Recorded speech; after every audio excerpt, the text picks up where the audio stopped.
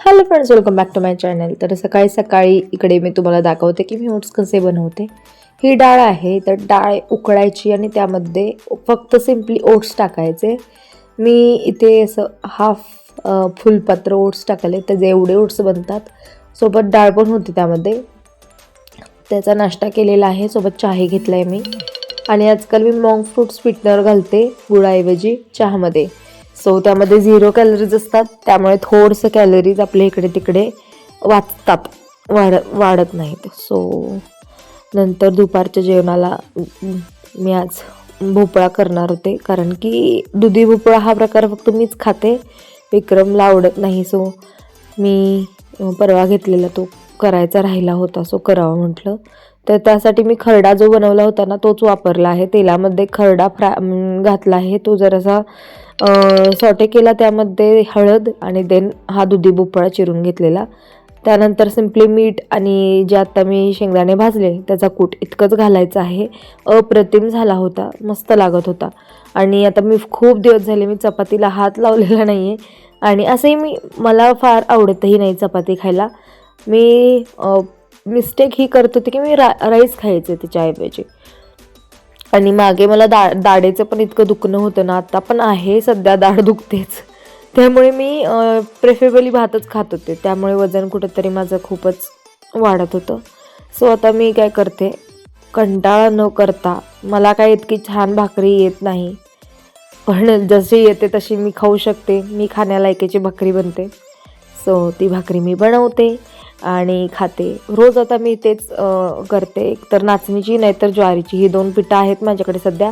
So त्यांच्याच भाकऱ्या मी बनवते आणि ट्राय करते की मी रोज दुपारी भाकरीच खाईन. मग हे लास्ट मील होतं माझं, म्हणजे भाकरी आणि भाजी हे मीलच लास्ट होऊन जातं मग माझं.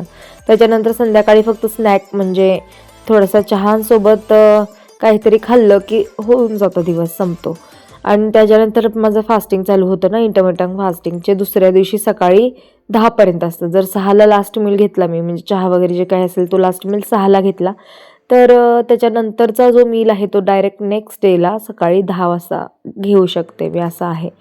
सो इकडे माझ्या नाचणीच्या भाकऱ्या बनतायत आणि भाजी खरंच खूप सुंदर झाली होती. तुम्ही सुद्धा ट्राय करा, मस्त होते. एकदम सिम्पल आणि कमी तेलामध्ये करायचं ट्राय करा, जेणेकरून ती हेल्दी पण होईल.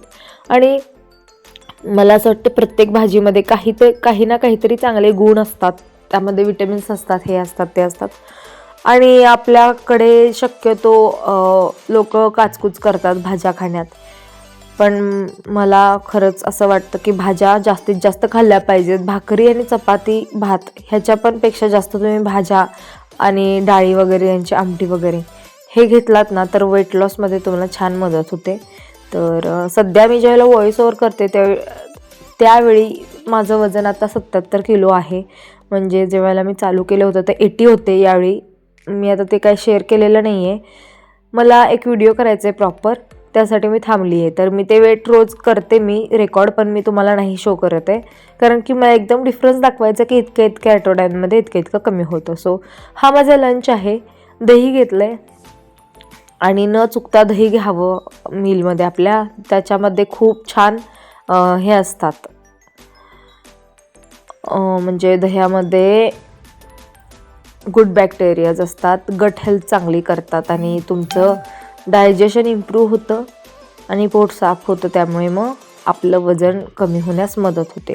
देन इथे संध्याकाळी अचानक वैष्णवीसोबत ज्योतिबाला जाण्याचं ठरलं, पण जाण्याआधी इशूलासुद्धा मी हे दूध दिलं आणि मी सुद्धा कॉफी घेतली थोडीशी, कारण आजकाल थंडी इतकी वाढली आहे की नाही, काही ना काहीतरी गरम पिऊ वाटतं.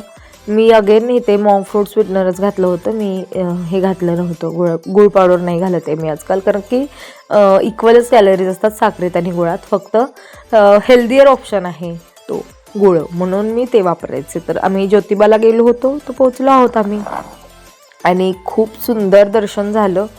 असं ज्यावेळेला आपण काहीतरी ओकेजन नसताना जातो त्यावेळी गर्दी अजिबात नसते आणि खूप सुंदर दर्शन होते. इकडं आमच्या मॅडमांचा डान्स सुरू होता आणि तिथले आजूबाजूचे लोकही तिला पाहत होते, पण ती लगेच कॉन्शियस होते. तिला असं म्हणजे आपण तिला कळलं की ही लोक मला बघतायत, तर ते कॉन्शियस होते आणि मग ती काहीच डान्स करत नाही. मग असं जरासं लाजारू आहे आमचं बाळ.